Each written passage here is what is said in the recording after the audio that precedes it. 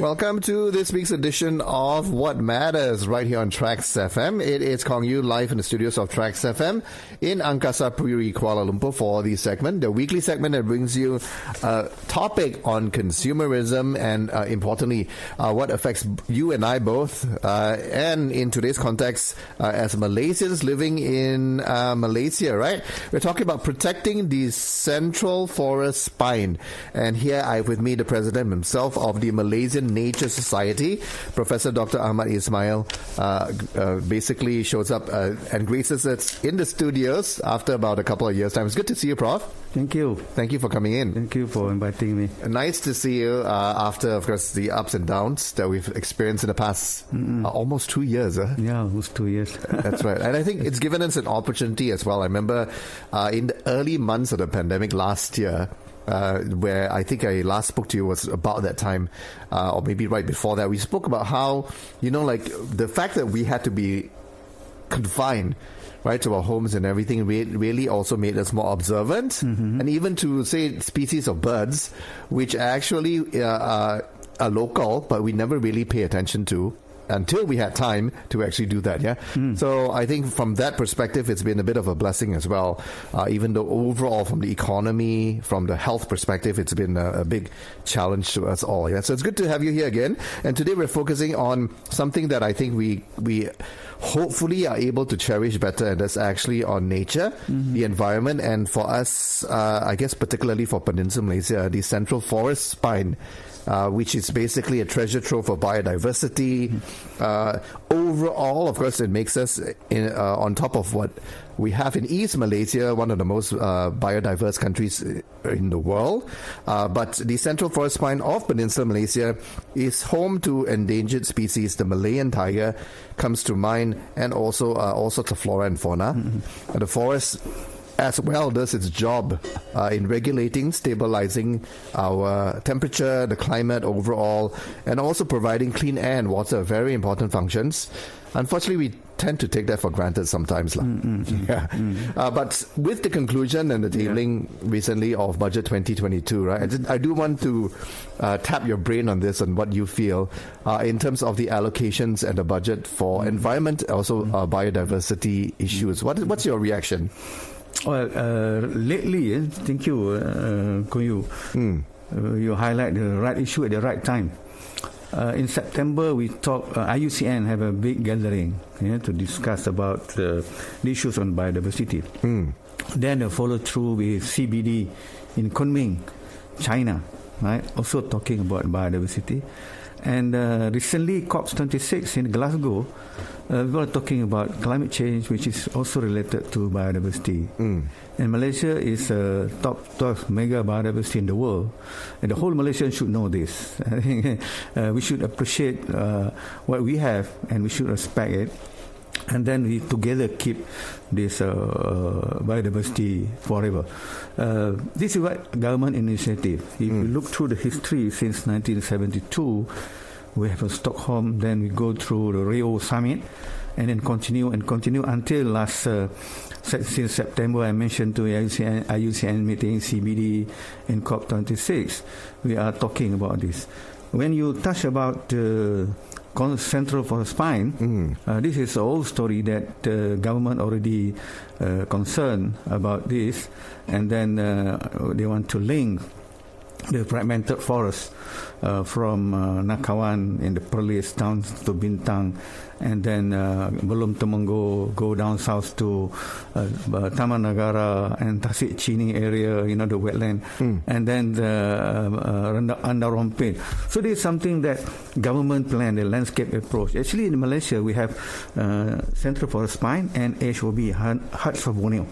So in Borneo, which involve Brunei, Sabah, Sarawak, and Kalimantan. So meaning that Malaysian government and in principle, they are very concerned about conservation of biodiversity. The only thing is we need integrated approach. Yes. So that what you are doing today is promoting so that the public know, and together we move forward. Because sometimes we put in on the paper very nice, we agree with the international commitment and so on, but people say we have no political will, but the politicians are discussing it. But is there how far is a conflict between the business people, the people who demand for development, and the policymaker and politician. Right. So this must be clear. If we have a political will with our commitment, then we will apply it. We have to convince the public. So now we have to convince the public. So what you are doing now is right track. IUCN talking about involvement of local community, Aborigines, indigenous people. Same thing with CBD. And then also the climate change, we need a local community. We need a local private company to support this. Because the issue in Ulu Muda, for example, is localized. Even though the impact is national or international. The same thing with Temanggu. Right? So based on Tiger's issues, when they discussed in Russia 2010, they discussed about to double the population. But Malaysia, in fact, of double, they reduced. Dwindling. That's right. So why? So government already committed with Centre Forest Fine. Government committed to double the tiger population. But we see the population actually is down. The forest is degraded. And then we are campaigning on 100 million trees, right? And many things. So if you look at the budget 2022, we just follow through the sequence of the commitment of the government, the sequence of the world discussion, and government plan. We cannot say 100%, especially during COVID. We want to feed people, we want to make people in a happy life, a healthy environment, and so on. So at the same time, we put some budget. Even though I cannot say enough or not, so it depends how you want to implement it. Say 100 million trees. The whole country should come up with the funds. The private sectors, individual donation, and so on. Give the money to restore our forests. Degraded forest, we restore. We link the compartmentalized forest as a part of CFS program. So the money should come in there. And then the government also put on the giving knowledge, communication, education, public awareness to the indigenous people, to the local community. So this is what we need to understand. And local community, through school and so on, should stand up, and the private sector should come together. Then we do the localized activities. Right. So this is important. Yeah, but that's the thing. I mean, it is a concerted effort, right? There are many integrated effort, like we were saying, with all these so-called stakeholders, lah. Yes. The thing is, everybody has their own interests. Yes. Right. That's where the challenge is, isn't it? In fact, I think if we put it in perspective, Prof, walk us through the central forest, the spine itself. Right?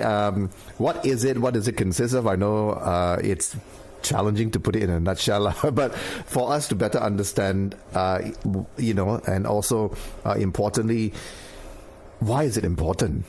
Yes. Yeah. We mentioned just now, governments set up earlier to keep the forest, 50% of forest, right? Then we follow through and then come with the tiger issues. Tiger is a carnivorous animal, a solitary, and they move around. They need a wide home range. So we don't want them to have contact with human. We don't want... Ideally, yes. Yes. Right. We want them to stay in the forest.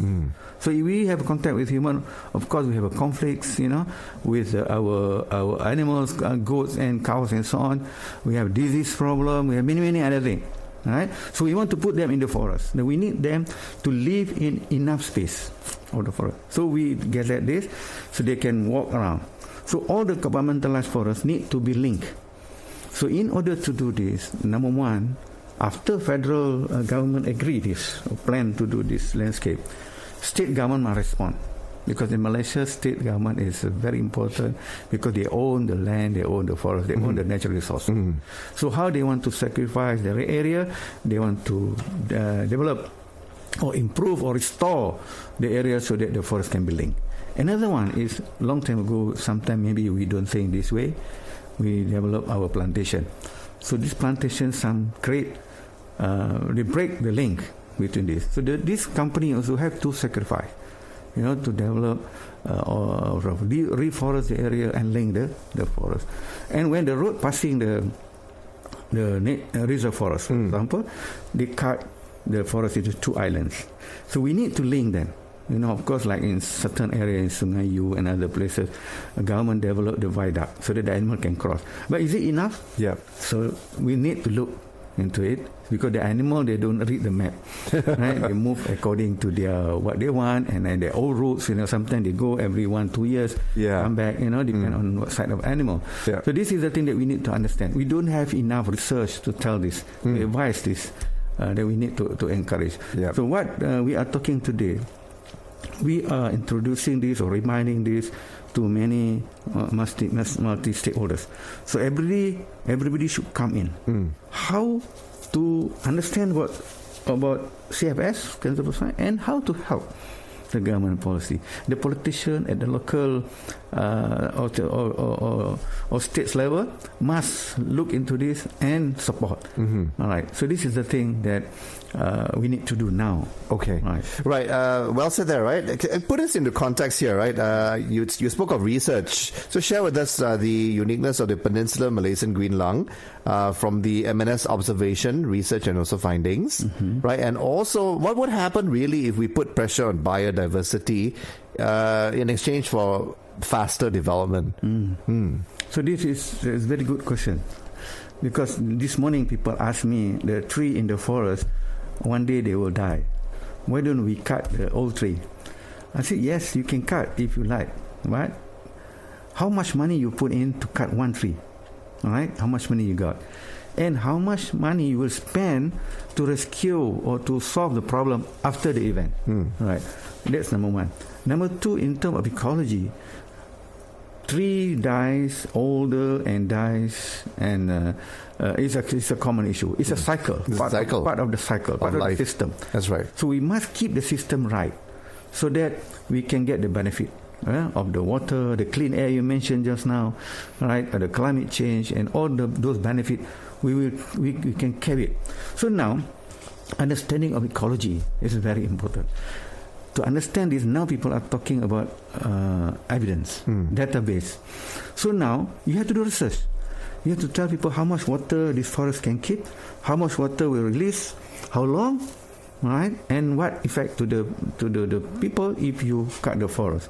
We learn about the headwater in Gunung Jerai. Right. We learn about excess of water from Hulu Muda to the sea, right? Why we don't save the water, right? We don't have the real or true data on how much water from the Hulu Muda go to the rice field and how much they use in the rice field. And all kind of things. I heard today, or they are discussing about underground water. Do we need that underground water? We still have a huge forest and surface water. So do we need that? Anybody can tell. So if you don't have the data, you cannot convince this new, so-called new thinking of underground water, even though it's all ideas. Right? So we have to do research. And we have to bring this, encourage the young people to come up with the ideas of interested in nature and research, because people now with the high technology, don't worry, more ladies now working in the wild than the men, because the technology, you want to catch, you count the tigers, you just put the camera, so you sleep at home, right? And then when you come back, you got the data, or the data will be transmitted direct to your bedroom. Right. So this is the technology that we need to use. So we have many students now in the university are ladies. Don't worry, they still come and work on tiger, on elephant, nature forest, and so on. So research is very important. Research is important in a nutshell. So the continue with the budget. They have to put. I mean, we cannot say just a fragmented budget for nature, because we have a university's budget, we have rural development budget, we have many other budgets. So every department, every ministry should put a certain percentage on nature, and say, for example, tourism. We have ecotourism. So put some nature conservation. Even when we conserve nature, then the ecotourism coming in. I mean, it all does fall within this larger agenda of sustainability, which is being transmitted and also ingrained in all our psyches more and more as we get through the years in the recent past and into the future as well. The issue is then where does that level of awareness finally kick in, so that we can actually see where our priorities really should lie as human beings.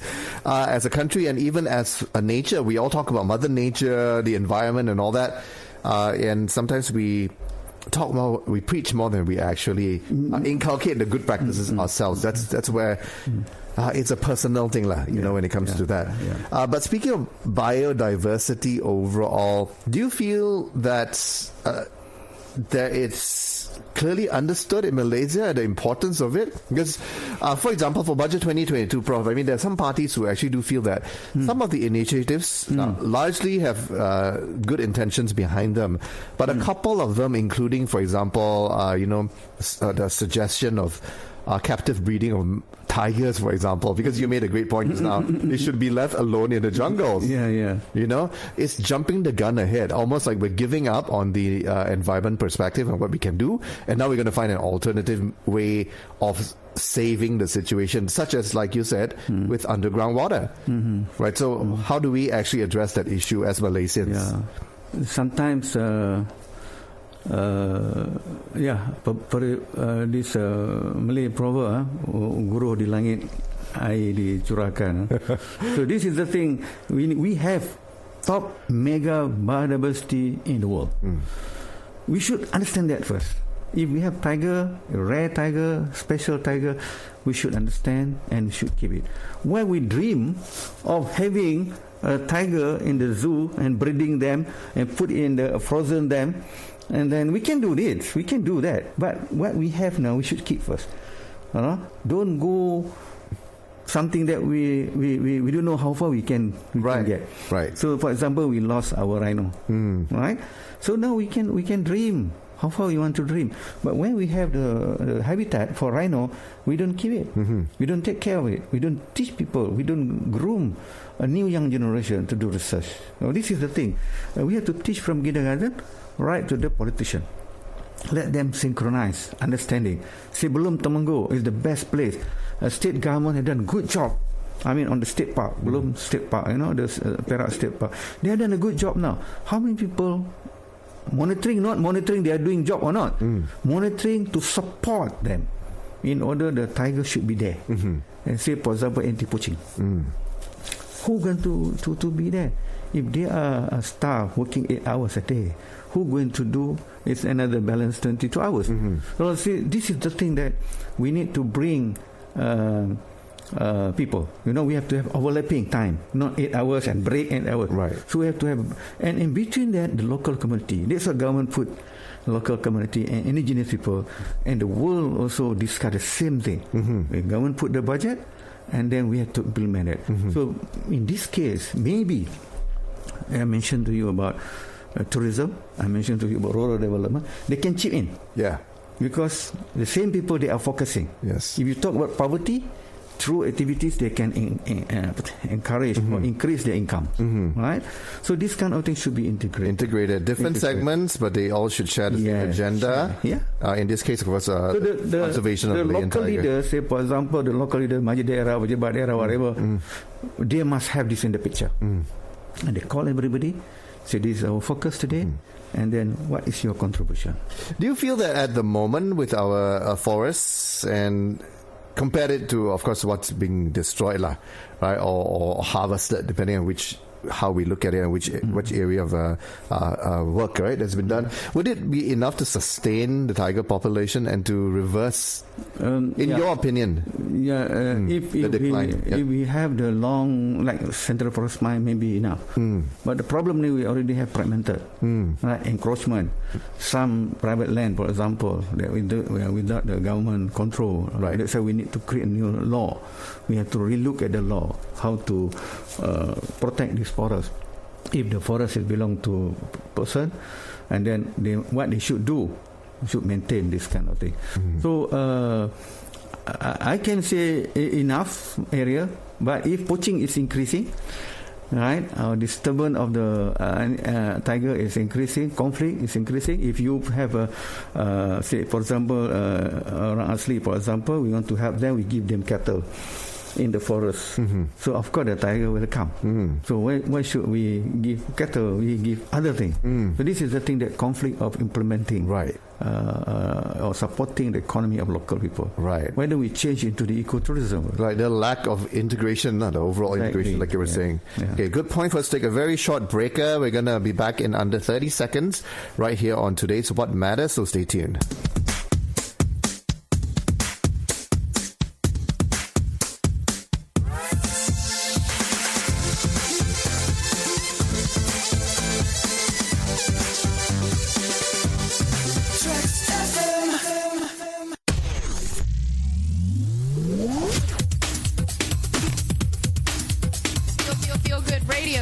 Make me feel good. Anywhere, anytime. TRAXXfm. Welcome back to the second half of today's What Matters right here on Trax Momentum. It is Kong Yu with the topic of protecting the central forest spine with the president of the Malaysian Nature Society, Professor Dr. Ahmad Ismail, with us in discussion on this issue and a lot more related to biodiversity of Malaysia and so on. Yeah. Now, as the most prominent environmental organization in Malaysia, how does MNS, Malaysian Nature Society, collaborate with policy makers? You were saying integration is very important. That's the key word of what you're espousing, Prof, right? How do you guys, MNS, collaborate with policymakers in the effort to protect the central forest spine? No, very good question. And we are moving towards that. I mean, already done. Say, I'll give you an example. Number one, through education. Right? We start from kindergarten. Kindergarten is very interesting. Why? Because when you call the children, the father will come, the mother will come, the grandmother will come. Right. I can give you an example of my program on hornbills conservation in Sabranam. Right. So after few months, when I talk to the adult, I say I cannot move forward. Not because they don't support, but they have so many stories. So no time for us to tell them what they're supposed to do. So I use the kindergarten. So the grandfather who made a conclusion, we need to conserve and protect. Come together, we protect these birds. Don't kill them, provide them food, and kita sedekah lah. Donate to this food, the fruits to this bird, so that they can survive.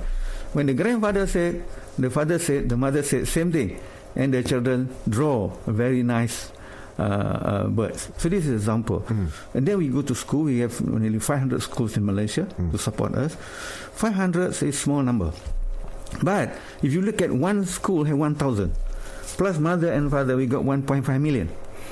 So this is the message go to 1.5 million. I'm very lucky in the urban school.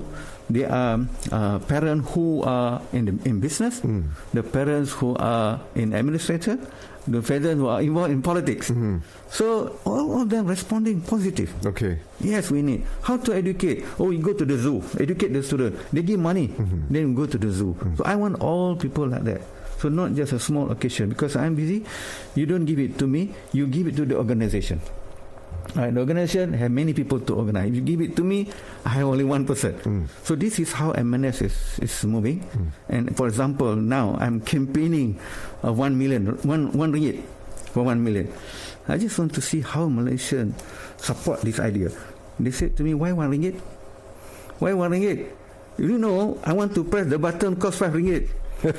So they give me more than that. Right. So this is the thing that I can see. Okay. The public awareness is there. The public want to change the society mindset on biodiversity is there.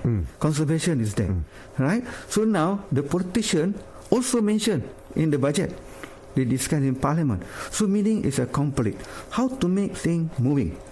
You know, I'm very lucky. I have very good support from, for example, Jabatan Perhutanan Semenanjung Malaysia, Jabatan Peralitan, JPS, you know. So, and some local community. When they support us, you can see, I give you a current example. We are doing something in Sungai Rembau. There's a crocodile there. There's a prawn there, right? There is ecotourism activity there. There is fireflies there. This is integrated, you know. How we bring local community, JPS, Peralitan, and Jabatan Perhutanan together. All right, and later we might bring the politician. I know the politician aware of this, but at their level, they want to see the right heat so that the impact is there. The impact is there. Right. We don't want them to go like salam and then go back home. Or this when they talk to me, wait, I will do this, I'll support this, we will do the right thing. So we will adopt that river, not me adopt the river, not just MNS, but the community adopt the river. So then we'll do the cleaning. We campaign no plastic. You imagine the crocodile in there? If they by mistake they take the plastic bottles, thousands of them, we're going to clean it in the future. So the private company who manage this solid waste, they will come in also. So actually, we need somebody who can mobilize them, link them. Actually, they will do it. The community will do it because it's their benefit. Right? Yep. So the government will be happy. Right? Yes, the politician will be happy. Yes, my area is clean. Right? The government department said, yes, I'm doing my work. Right? Yeah. And the community said, yeah, we got the benefit. So this is the thing. In terms of awareness, and also more importantly, the actual follow through with action, yeah, Prof? Yes. Have you seen attitudes and also the actual results change tremendously over the decades? Because, MNS, of course, is a very established organization. It's looked upon very fondly in terms of education, yeah? And particularly in schools, as we know it. When I was in school in the 70s and 80s, we always saw the organization as such, but we didn't have pressing environmental awareness at all during those decades. And then, of course, with the 90s and with the ensuing 2000s, that's when we saw it flip, and much more so in the last decade or so, yeah? The importance of realizing that we've done more harm to the environment than we realized earlier. Has attitudes changed and follow-up action of Malaysians? Yeah. Depend on what level and how many. Okay. If you go to river, for example, during low tide, okay, it's about low tide. You can see the fast running water going down to the sea. You see how many plastic bottles floating go to the sea. From there, you can measure. To answer your question, how far we aware, how far we practice. You said awareness, knowledge, awareness, and action. How far we do it. We should encourage, say, for example, number one, I always say, you read in the newspaper, I talk everywhere, don't bring this home. Yeah. Number one, if you don't bring it home, there is no at home. If you bring it home, you must sort out. That's right. Okay? Don't throw it away. This is money. Yes. This is money. That too. We can change it to money. Yeah. So who going to buy this? So the government, locality must help to provide these facilities. When you separate at home, what you want to do. The children like it because they can use the money for their school. Right? They can go for whatever, cinema, for example. They can do whatever. So they can save the bottles, they can collect the bottles, and then they can separate it, and then they can sell to the rubbish collector or whatever. Because many people are doing that business now. So government have to provide that facilities. Right. And now what we do, we put it together in the rubbish bin, and then you go to the collector lorries and go to the landfill site. Landfill straight away. So this is where we need to solve. Right. So the education for the public must go along with the action by the government agencies. Yeah. Again, addressing that gap between the interests of different stakeholders. Yes. And getting on board in the same wavelength. Yeah, that's the challenge there. How can the public or everyday people, lay people, contribute to sustaining our natural heritage? Now, going back to our tropical rainforests per se, which is like over 130 million years old, and also feel free to also share, Prof, some of the specific campaigns and endeavors that MNS is doing as well. Very simple education. Voice. Say something. I always say, for example, next week we are talking about World Fisheries Day. What we want to do, say something. You say whatever, plastic pollution, go to the river, go to the sea, fish eat and die. You go to talking about cutting mangrove, reclaim the forest, reclaim the coastal area. You destroy the breeding place. Climate change cause acid rain, whatever, coral bleaching, and then over harvesting. fishermen have to catch more fish. Bring it home because you don't eat all fish. Some you throw it away. So this is the thing that we need to. Food technologists have to look into this, how to eat fish. What we want to do is save food. If you take fish every day, do you eat all? Do you need whole fish, for example? You go to the restaurant, how much you waste of this product? So this all change of action, combination of knowledge. Just say something. Say something, whatever you want. Save your food, right? Or don't catch too much fish. Don't destroy it. Say one word, one sentence. So this is the lowest level of contribution that you can do, and easiest with new technology now. WhatsApp your friend. Right. Hey, today is World Fish Day or whatever. Please save the breeding place for fish. Please help to improve our coastal fishermen, for example. That's an interesting point because the initiation of action is always speech. Speech or communication. Of course, we want the actual follow through with I'm actually going to practice what I preach. That's the most important. But that really is the starting point. Interesting viewpoint, Prof. Thanks for sharing that. Any projects or campaigns that you specifically will, of course, share with us and also highlight at the moment? We do many. Number one. Say, for example, we want to save Ulu Muda. There's a source of water for the northern region. It's a part of biodiversity, and then the business, the ecosystem services will come later. Number two, Hablum Temenggong. Temenggong is a hornbill. Only 10 species of hornbill in the world you can see there. Right? So this is important for tourism, important for forest conservation, and ecologically these birds play roles in the health of the ecosystem. Then we have Tasik Chini. Now government put the money there to improve Tasik Chini because our UNESCO heritage area. So we need for education, research and so on. We need to understand, bring the expert together. Don't talk fragmentedly, and then we can try to solve this Chini and Tasik Bara, for example.